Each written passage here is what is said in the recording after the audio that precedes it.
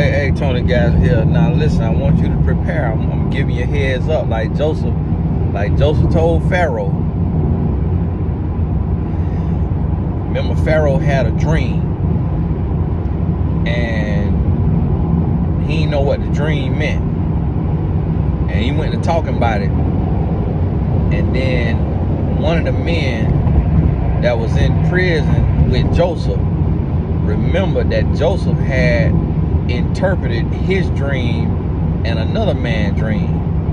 And he told Pharaoh, hey, I can't remember if it was Pharaoh butler or chef or whoever he was. He told Pharaoh, hey, when I was doing a bid, it was a dude in there named Joe, and he interpreted dreams. Pharaoh was like, hey, get that man out of that thing, Joseph, in prison, and bring him over here to tell me about this here dream. So he went over there, Joseph went over there and told Pharaoh what his dream meant. And the dream meant, Pharaoh described it, and then Joseph said, okay, what this mean is you finna have 7 years of feast, and then you finna have 7 years of famine. And man, how you know this, man? Hey, the good Lord. Pharaoh was like, hey, I gotta give you some power. I gotta give you some power. So Joseph became second in the kingdom, because he was like, help me do something with this. Help me prepare for this. What we gonna do? The presidents and the kings and the pharaohs and all that, they always have advisors, consultants, or what have you. And so Joseph said, listen, in this feast, you need to save 20%. I believe it was 20%. And so think about this now. And I've done this example for you before. Think about this. Right now, how much money can you touch? Not in your 401k, not in your pension, retirement, all of that, where you got to go take something off the market and pay a penalty and all that. I'm talking about right now in your cash savings, in your checking account and your cash savings, how much money can you touch? Okay, so you got that number. You see what you could touch. Now, if a emergency happened and you needed money today or tomorrow, can you touch $1,000? Can you touch 1,000 cash right now? If the answer is no, you did not take Joseph's wisdom in your feast. Because guess what? Do you get a tax return?